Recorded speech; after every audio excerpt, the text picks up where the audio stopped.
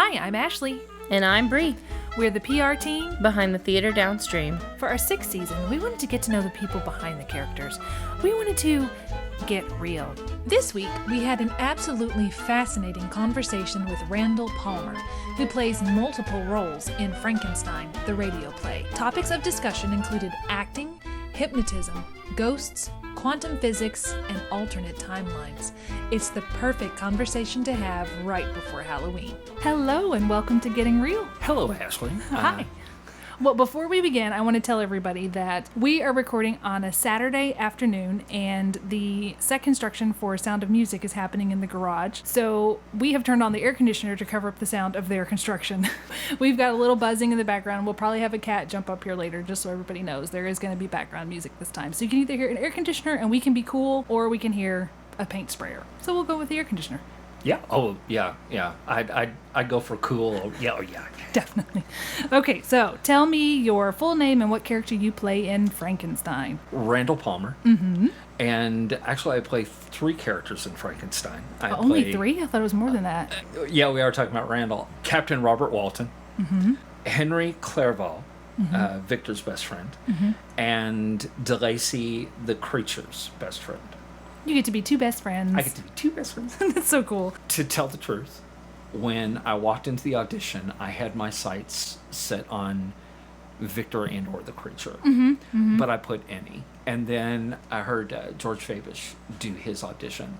And I was like, yeah, Victor's gone.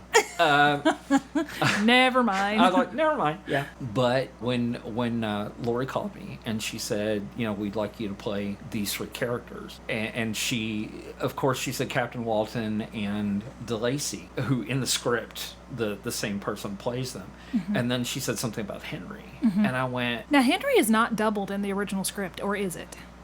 I can't recall. I think he's like... In the original script, he's like a crewman. Okay.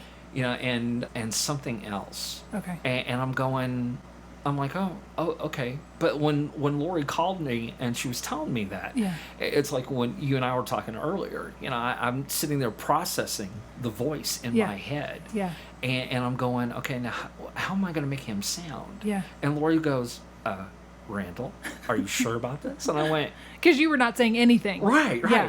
And I'm like, yeah, I'm sure I want it. Yeah.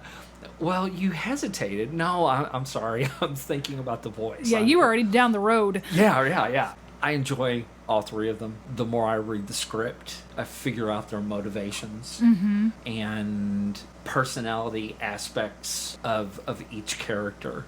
Now, I have not... Either it's been a really long time, but I'm pretty sure I have not read the original Frankenstein story. I've always wanted to, so it's something I would like to do, but I know this story. You may know the answer to this. How does DeLacy teach him to speak? Do you know, or is that something that's just we don't get told that? I think, from what I read in the script... And he also teaches him to read, so how would he teach him to read? Well... I think it's a combination of the 2. Okay. The way DeLacy does it, because there's a scene where they're talking and DeLacy is quoting the Bible, mm-hmm. and he gets to a certain part and he says, "Now, speak, my friend. Mm-hmm. Speak. Read it to me." And so, of course, the creature is like, "And in the garden God placed cherubim." So you think that he had it memorized?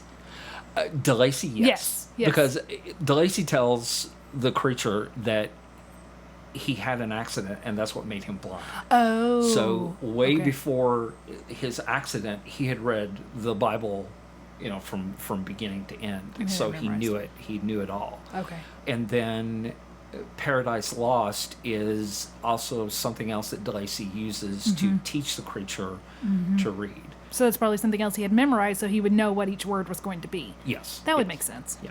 Okay. There's several things that are tragic that happen in the story that are not clear in our version, which I'm kind of grateful for. Yeah. Because I think it makes it more palatable to younger audiences that could mm-hmm. come. Because some of the stuff I thought, from seeing the other version, I remembered and I thought, oh dear, we cannot do this. And then thankfully they did not go as far as they could have in some of the cases.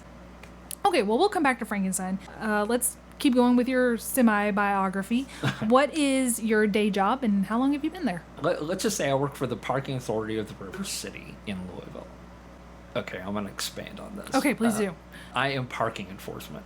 Is that like a meter maid? Yeah. Yes, I'm a Okay, meter maid. you're a meter maid. You look so good in the little uniform. Yeah, I know. Well, when people refer to me as meter maid, I go, look, no skirt. Look, I don't want nowhere to skirt. I'm also a trainer, or one of the trainers, but I am the lead trainer. Everyone comes through me for their initial training, and then they're given to other people after I've introduced them to it.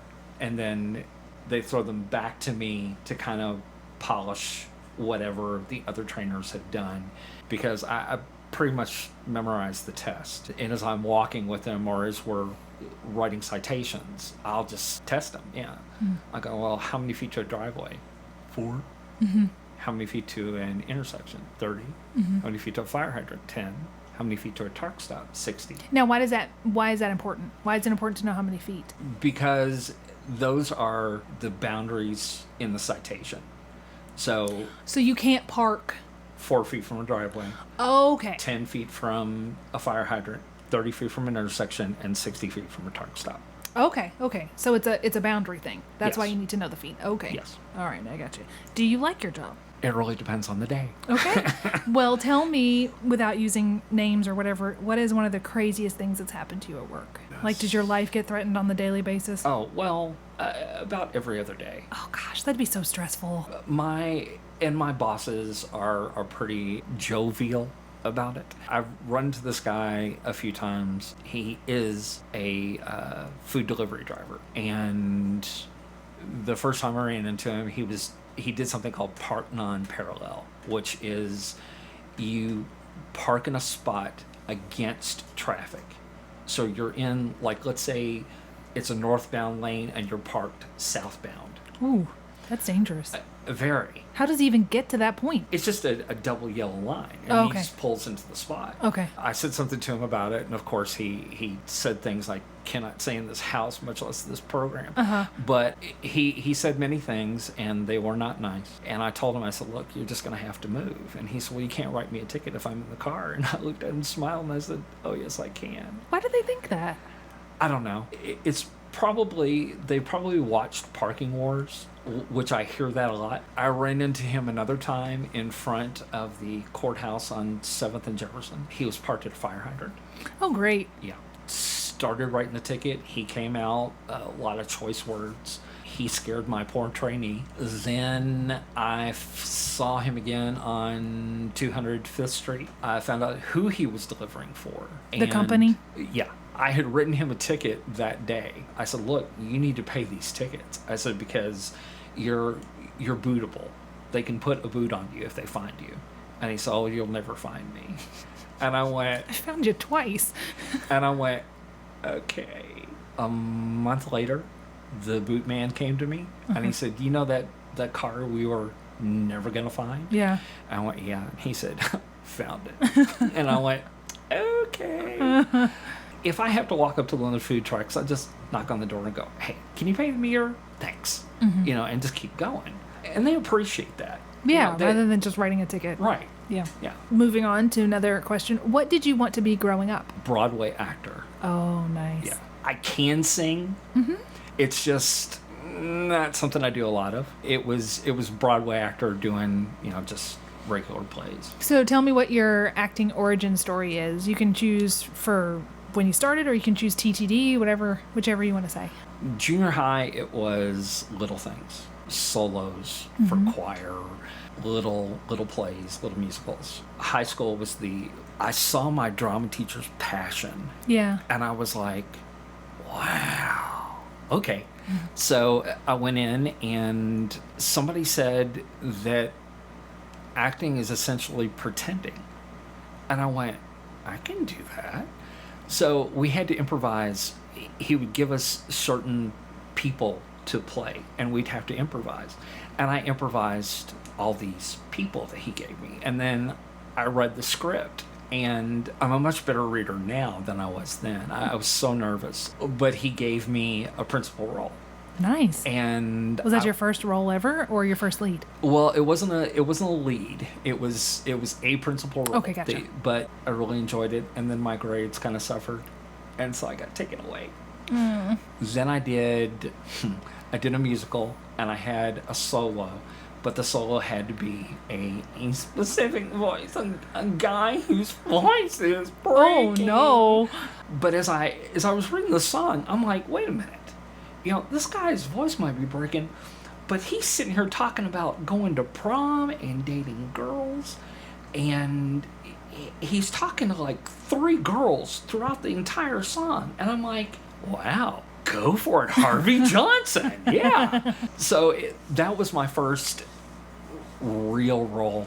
I was Eugene in Grease. Oh, fun. Yeah, that was absolutely awesome. We did a thing where the drama teacher had each class come in. So we did senior, junior, and then we had lunch, and we were told to stay in costume. So it was cheeseburger day.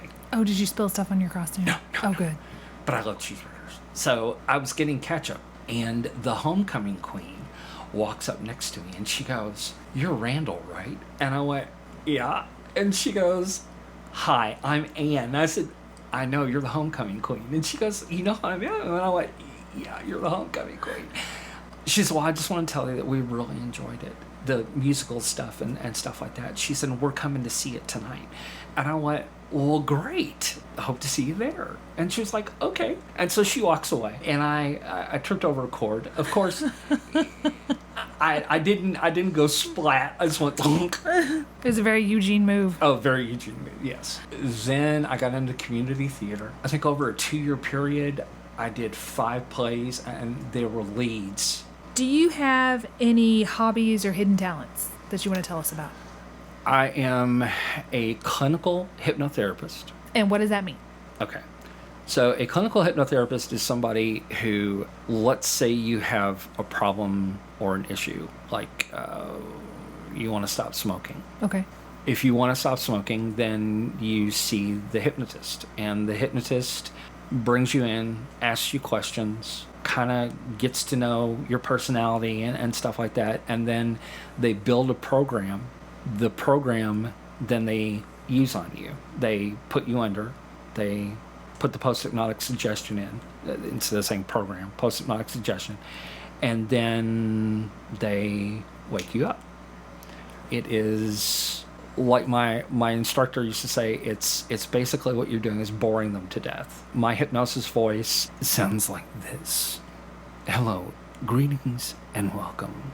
I experimented with this voice in high school, and there was a girl that I could hypnotize quickly. I could put her under quickly, and she would just go right out, and I could... Now, how do you know that people are out? You can use it in a lot of different ways. Well, so my question was, how do you know when they're under? Oh, how do I know when they're under? You can do certain tests. There's a hand test. You can have them put their hands together and say, between your hands right now is the strongest glue ever made.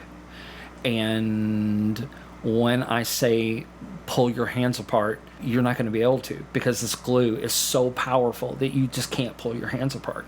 And so they go, and then when they can't pull their hands apart, you touch their hand and say, when I touch your hand again, the glue will become unstuck and it's gone. And then you touch them and or to tell if somebody's a good subject, you look at them and go, "Do you remember how lemon tastes?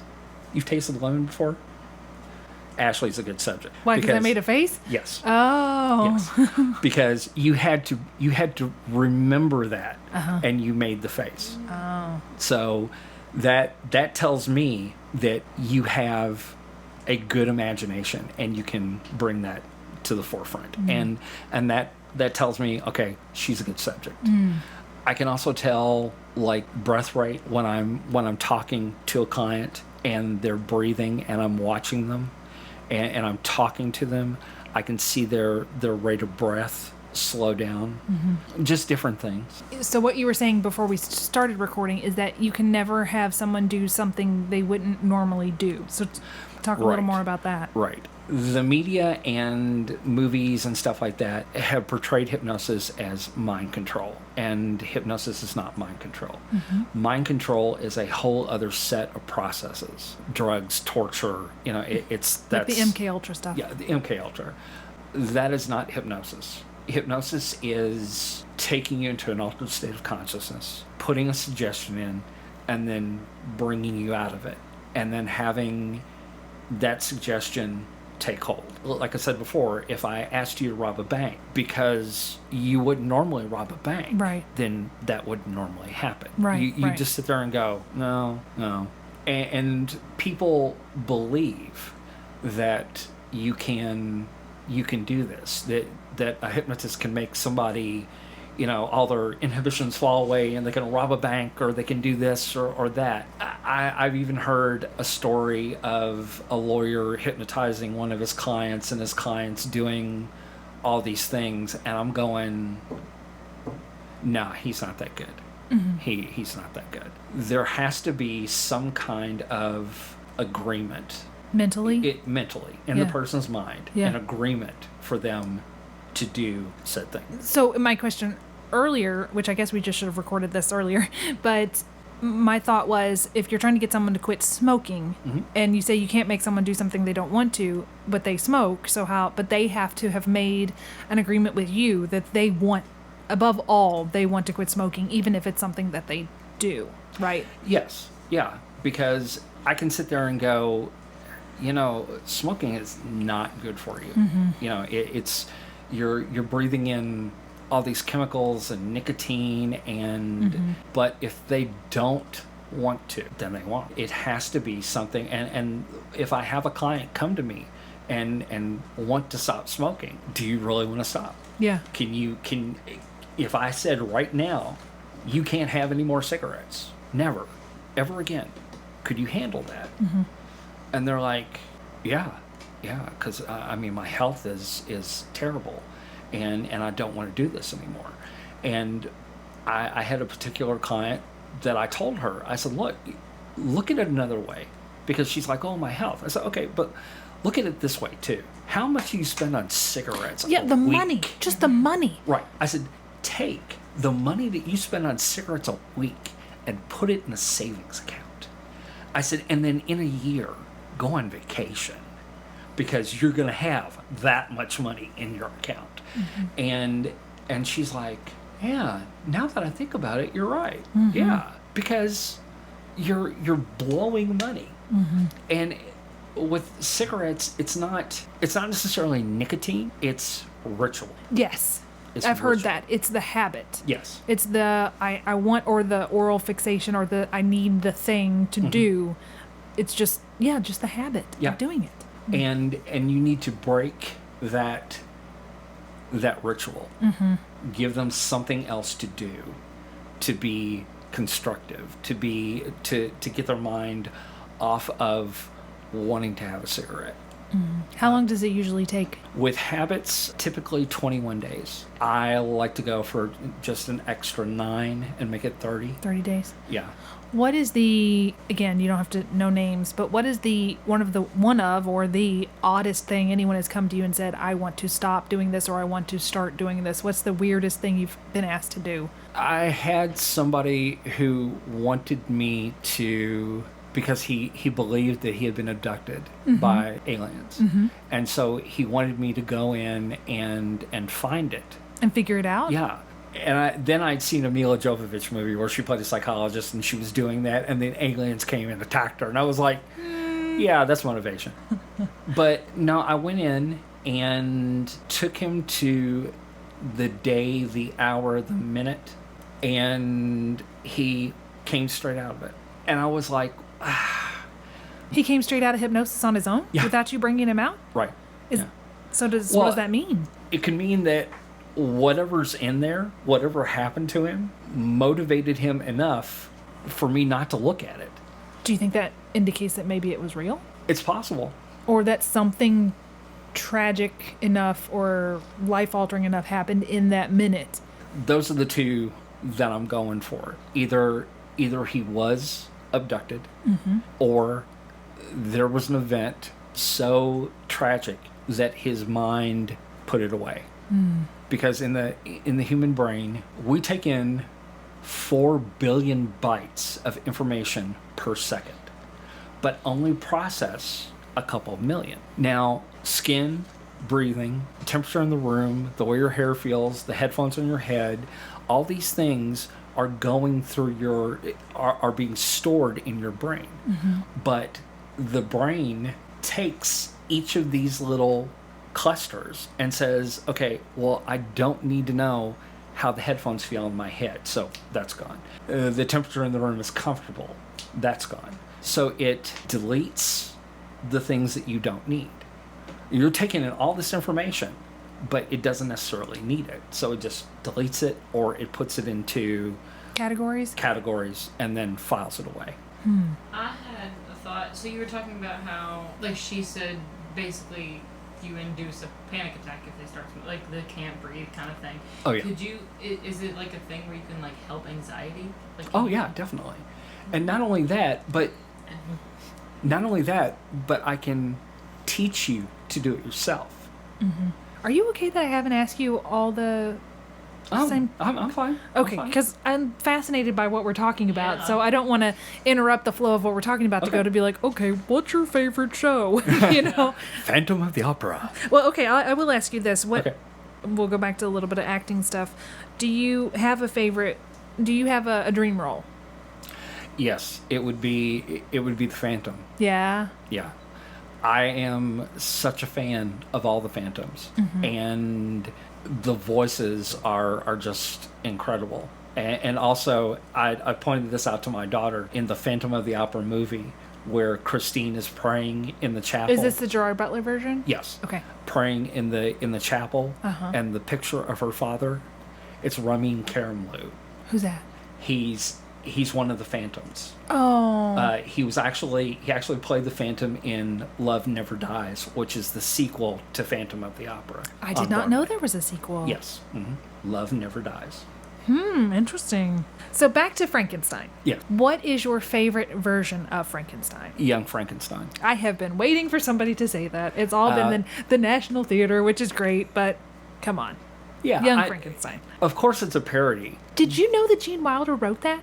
Co-wrote, yeah. Yeah, he was the one that came. I didn't know that, and then and when I was watching it the other day, the set pieces in the laboratory are the original Frankenstein movie electrical set pieces. Really? Yes. How did they get those? I don't know. This guy lent them to him. And as you're watching the credits in the beginning, look at the bottom. Okay. And it says original Frankenstein set pieces donated by, and it's got the guy's name. That's cool. Yeah. Did you know that him and Mel Brooks had a falling out over including putting on the Ritz? Mel Brooks didn't want it in. Wow. And Gene Wilder was like, no, it needs to go in. And he was right. And it became one of the most iconic scenes Sure. in the movie. Sure. I thought that was interesting. Why did you want to be a part of this show? Because it's the first one we've done. It's a radio show. We don't know how it's going to turn out. Right. So what made you go, you know what, I want to jump on this? I guess being a character actor. Yeah. You know, I can do the physical stuff. Yeah. But putting the voice and the emotion and helping a person to see in their own mind what's going on, and my voice helping them to do that, or everyone's voice helping them to do that, is something that really appealed to me. And not only that, but I'm a big fan of the Shadow radio show, because I saw the movie and I was like, wow. And my dad said, you know, this was a radio show in the 30s and 40s. Yeah. And I went, really? So Yeah. You could probably find it online. I did. Yeah. I went to a bookstore. Yeah. And they had it all on CD. And so I would sit there and listen to it, all the old commercials and stuff like that. And I'm like, wow. And Orson Welles, I think he took it over in the 40s. Have you heard his version of War of the Worlds? Yes. You did? Yes. And his version of The Shadow is awesome too. Yes. I mean, I'm just sitting there going, okay, yeah, yeah, I can definitely see it, yeah. And I like Orson's shadow laugh also. They kind of mask it. It's almost electronic. It's more of a chuckle. yeah. Okay. Who knows what evil lurks in the hearts of men? The shadow knows. And I'm sitting there going, oh, okay, all right. But when the shadow talks in the radio show, it's, hello, Orson Welles, how are you? And they're, who's that? Who's that? Who's that? and they're looking around. It's the shadow. And so I'm sitting there going, this is really cool. That is really cool. When I found out that the Theatre Downstream was doing a radio play, I was like, okay, yeah, I can do it. Yeah, okay. So is that what you think makes the show unique, is just the radio aspect of it? Well, the Foley, too. I mean, putting the Foley into it, that's going to really help. And Ashton was talking about seeing the KET version, and I've seen the KET version myself. I still need to watch that. They have their own little Foley, and they show you, like on a split screen, what the Foley's doing and stuff. And so that is interesting to watch. But I've also, like when I've been driving, I'll listen to it as I'm driving. And so I don't get to see the Foley or the actors, and I just hear it. So, yeah, I've been kind of alternating between the two. What do you see as your strengths and weaknesses when it comes to the stage? My high school drama teacher told his high school kids that I go critique and mentor when they do plays, that I'm a comedic genius. Well, that's a compliment. I was a comedic genius at 17. And I went, I'm not a comedic genius. I told them, I said, I'm not a comedic genius. I'm a comedic actor. I make other people's stuff sound funny. It's my comedy ability. And that's what helped me with FDR. Because, like you said, that could be a dry scene, if just played straight. And I didn't want to play him straight. This is a guy in a wheelchair, and he's bored out of his mind. And he hears criticism and all this stuff, and he just wants something to happen. Yeah. And so you enter Annie. Yeah. And Annie is just cheery and confident, and the sun will come out tomorrow. And so Franklin loves this. He absolutely loves this, and it inspires him. And so using the comedy aspect of that, I had all these kids and people coming up to me going, you were my favorite character. And I'm like, well, thank you. But I just didn't want to play him straight. No, I wanted to have fun with him, and I did. So what do you think are weaknesses then? Weakness. The difference between stage left, stage right, upstage, and downstage. It's the worst, isn't it? It's just so hard. Even writing out the blocking, I'm like, wait, which way? What is this? I can't remember. Oh. I was telling one of my high school drama teacher's kids, I was like, upstage. Oh, do you mean downstage? Downstage, upstage. Just come toward me. Yeah, just walk this way. Yeah. In the spirit of, I think he'll have a good one because of the whole UFO thing. So in the spirit of the spooky season, can you tell me a scary story? Either something scary that's happened to you. It could be, I would love it if it was paranormal. Bonus points if it's paranormal. Okay. He's got one, I can tell. Yeah. My first play at Little Colonel Playhouse was Played Against Sam. They did not have the dressing rooms built upstairs. They were nowhere close to doing this. So I'm upstairs getting changed, and I'm putting on a tie. And I was tying the tie, and I was looking in a glass door. So I'm tying the tie, and I look back up, and behind me is a woman in a high collar period dress with her hair tied back, but she had a lot of hair, so it was in a bun. I could see. And you see this in the mirror. Yeah, right? I see it in the glass, in the reflection, in the glass behind me. Okay. And I'm going, and I remember someone saying once, if you ask them what they want, maybe they'll disappear. And so I went, okay. So I closed my eyes and went, who are you? What do you want? And I opened my eyes, and she was gone. Every time I do something at LCP, okay. This was before that. I was alone in the theater. At Little Colonel? Yes. Okay. Everyone else had went to lunch. So I was the only person in the theater. I'm laying on the couch on stage. Above my head is where they drop the slats. So you can look straight up and see upstairs. Well, I'm laying there and I hear, Randy. And I went, what? I'm like, wait a minute. There's nobody here. Whatever. So I closed my eyes. Randy. What? So I get up. I walk around the entire bottom floor, top floor, fire escapes, everything. I don't hear anything as I'm walking. There's no one there. So, every time I do a play at Little Colonel Playhouse, when I get a part and do like the first read through, I go upstairs and I stand there and I'm like, hi, it's Randall. I know you remember me because I definitely remember you all. Please feel free to come and watch the rehearsals or watch the play. We'd be happy to have you. I know I would. Thank you. And when I walk in there, it's like goosebumps. I mean, I'm going, the hair on every... So do you think it was a ghost? Or what do you think that it was? I think it was a ghost because she was looking right at me smiling. So what do you think that ghosts are?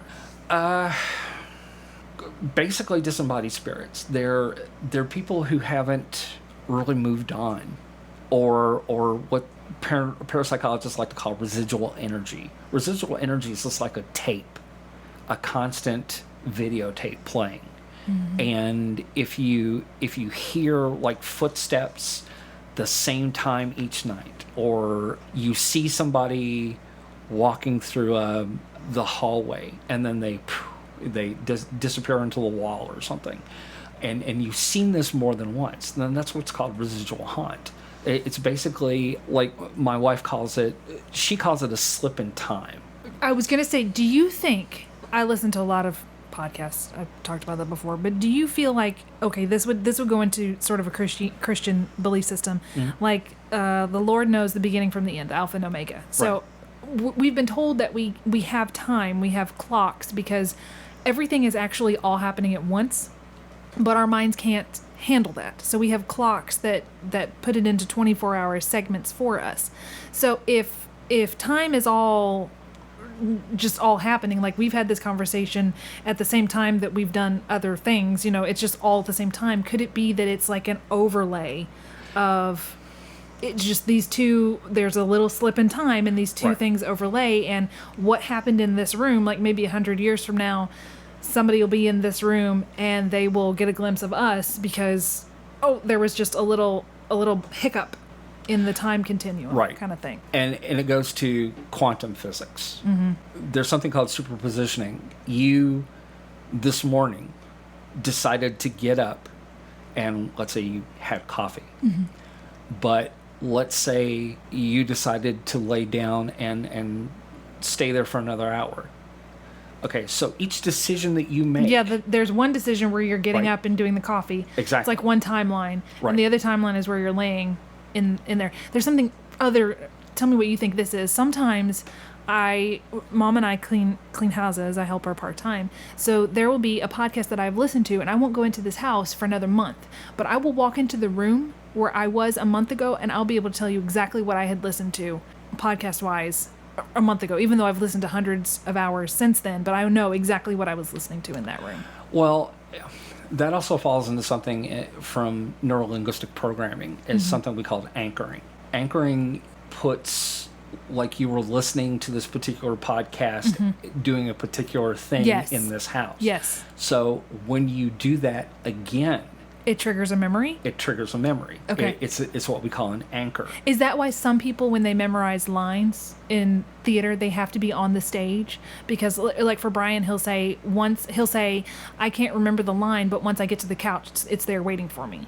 Because right. for him, it's, I don't know what it is until I'm in the place where I am when I say this. Yes. Yeah. Okay, so that makes sense. Yeah, that's anchoring. Okay. Anchors can be like the walking towards the couch, smell, taste. A lot of people, like when they talk about being in love, they say, been there, done that. If I smell a particular perfume... You think of that person. Yeah. It drove me crazy because we'd been apart for a few years, and somebody walked past me. It took you right back. Obsession. And I was going, so... Yeah, and it took me right back to that place, and I'm sitting there going, "Oh my God, that's depressing." Yeah, but yeah, that's anchoring. Now, back to go back to superposition. Yes, it is. I recommend a movie. Okay, it's called "What the Bleep Do We Know?"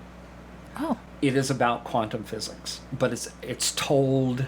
It's quantum physics and biology and stuff like that, but it's told from a perspective of story. And Marlee Matlin is the one she's in the story. She's the lead character. and she's living a day. You're living a day in her life. Okay. And then things that happen to her, they apply quantum physics. Is it sort of like that film Sliding Doors? Do you remember that film? It's where Gwyneth Paltrow wakes up and she, in one timeline, she catches the subway. And the other timeline, she misses the subway. And it just shows what happens in her life. It takes these two different paths of what happened here, what happened there, who she meets. Because if she missed the subway, she doesn't get home in time to realize that her husband or boyfriend or whoever is cheating on her, and she stays with him, and that's her life. And then the other one where she catches it, she catches him, she moves on, she has this life with this other guy. But it was interesting because in the very end, I guess spoiler alert, but it's a really old movie, is in the very end, both timelines coincide, because in the one where she stayed with the husband, she ends up getting in an accident, and in the one where she found the love of her life, that version's in an accident, and they coincide at the hospital where she meets the man. I think the love of the life died, maybe, I can't really remember, but then she meets the guy. So the one that stayed with the husband ends up meeting the one that will become the love of her life, even though in the other timeline she ended up passing away, I think. But it was something where it was like, you're going to meet the people you're supposed to meet at some point. Right. Just depends on when. Right. I kind of had I write too. And Jillian has seen a few of my pages and edited them for me. But it started out as, what if I had never met her? Are you talking specifically or just in a general sense? Well, specifically. Okay. What if I had never met her? And I was writing the story if I had never met her, if I had not agreed to meet her that day. Yeah. If I had not went out on a date with her, if I hadn't gone over to her house that one night. And I'm sitting there, and as I'm writing it, it all seemed to come back. And I'm like, well, here's the thing.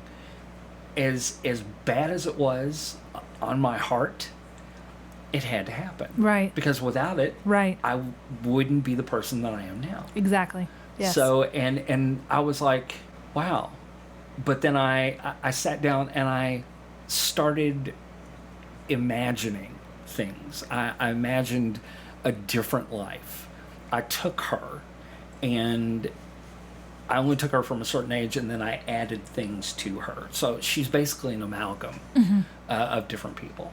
But my daughter saw one of the pages, and she was like, do you have more of this? And I went, yeah. And she goes, can I read more? And so as I would create stuff, I would. Do you have it finished? No.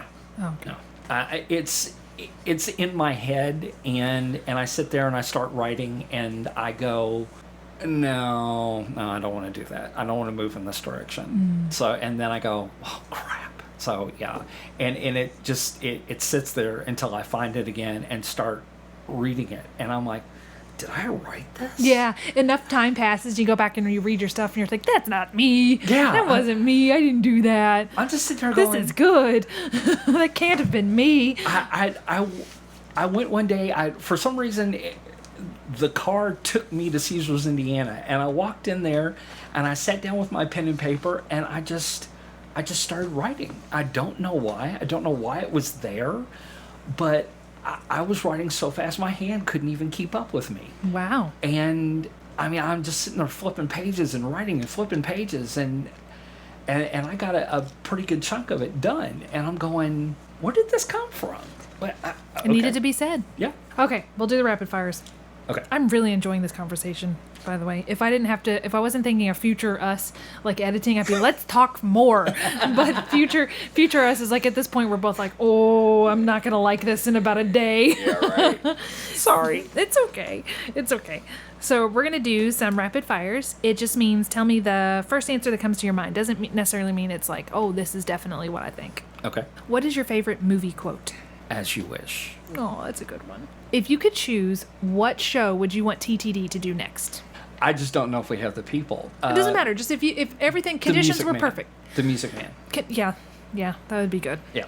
That would be good. That was on our list for it was one of the choices for our very first show, but we don't have the people yet. Right. And we didn't back then. What is your funniest childhood memory?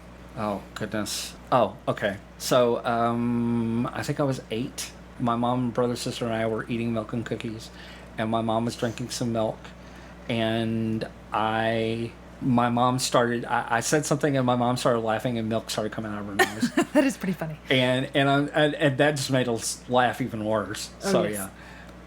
What personality trait of yours has gotten you in the most trouble? Sarcasm. Oh, I can't believe it. Me neither. Do you think that cats have any regrets?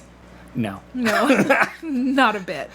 What's the funniest way that you've been injured? I was riding one of the scooters, one of the electric motorized scooters that they have downtown, and the brake failed on it. And Is this recently? no, it's been a couple of months ago. Okay. And I'm going downhill, and I went, okay, and I put my foot out, and I brum, brum, brum, brum, brum, brum. So yeah, and it was cement. So, Oh, golly. yeah. If you could live in any painting, which one would it be? Ooh, If you can't choose a painting, you can say an artist's name. Van Gogh. Matt chose Van Gogh as well, didn't he? He chose Starry, Starry Night. Yeah, he did. What's the best piece of advice you've received?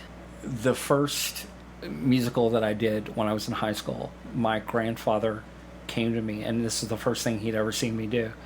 And he said, Randy, now I know you're having some problems in English. And son, you need to read more. He said, if you read more, your English gets better. If your English gets better, your acting gets better. And I went, okay. But he was right. He was right. Yeah. The more I read, the more I enjoyed it. And I was, yeah. So, yes, that was the best advice. It's good. If you had to pick a new name for yourself, what would you pick? I created a character a long time ago, and I really liked his name. But just the fact that I just created the name, or just made it. His name was James Thomas McMadden. That's a good name. Yeah, but see, that's the thing. My family has this thing about names. The name has to have, it has to be a good name. It has to be like somebody described to me, a power name. Yes, right. And like my name is Randall Anthony Palmer. Oh, that's a good name. Yeah, Miranda's Miranda Jane Palmer. Tristan Anthony Palmer. Logan Michael Palmer. Those are So, strong yeah, names. Yeah, Palmer's so, a good last name. yeah. It's My really brother's good. name is Michael Logan. Ah, cool. What's the most beautiful place you've ever been to? Gatlinburg, Tennessee. Just It's looking really- out in the over fall? Yes. Oh, yeah. Yeah. What was your favorite toy growing up? Merlin.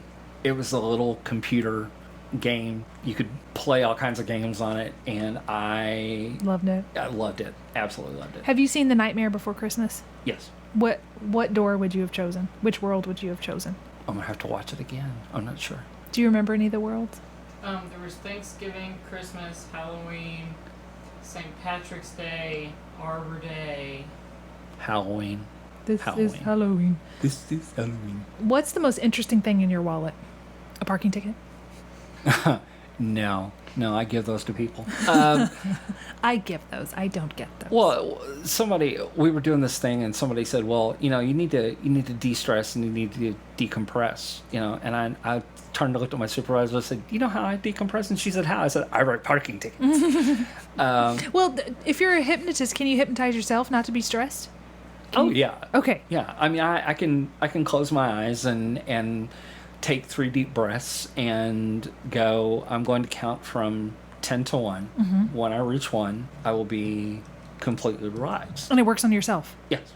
What is your favorite Halloween costume? My family said that I overdid this one, the shadow. Oh, that would work. That would Yeah. work really well. Yeah. These are would you rathers. Okay. So would you rather read novels or watch movies? Read novels. Would you rather have cake or pie? Cake. Would you rather drink Coke or Pepsi? Coke. Would you rather see a Sasquatch or a Yeti? Sasquatch, because it'd be warmer. Right. Would you rather meet a vampire or a werewolf? Werewolf. Would you rather be chased by 5 zombies or 1 werewolf? Zombies, because they move a lot slower. Would you rather be a ghost or be haunted by a ghost? You've experienced one, sort of. Be haunted. Okay. Would you rather be hot all the time or cold all the time? Be cold all the time. Really? Yes. So cold. Because I look out in the heat. Oh, So, true, true. Yes. Okay, so here's your last 3 questions. They're a little more serious. They're the same ones we've ended all the shows with. Okay. Which is, what is your best advice for other actors? To quote Stanislavski, the father of method acting, experience, experience, experience. Do plays. Do musicals. if that's what interests you. But do.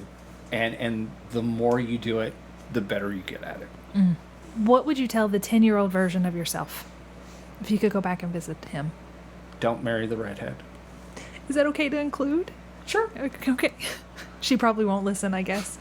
Probably not. But then if you didn't marry the redhead, would you have your kids?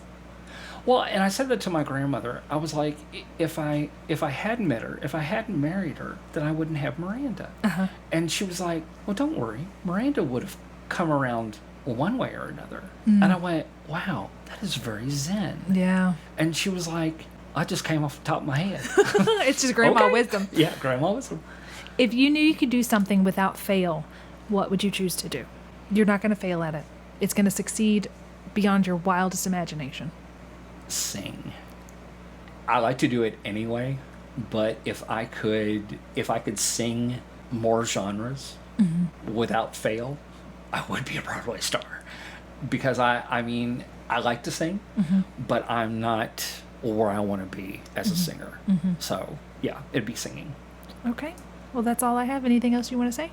To the cast of Frankenstein, Madam Director Adams, break a leg, Miranda, come see the show. Ladies and gentlemen, thank you for listening to me ramble. And that's it.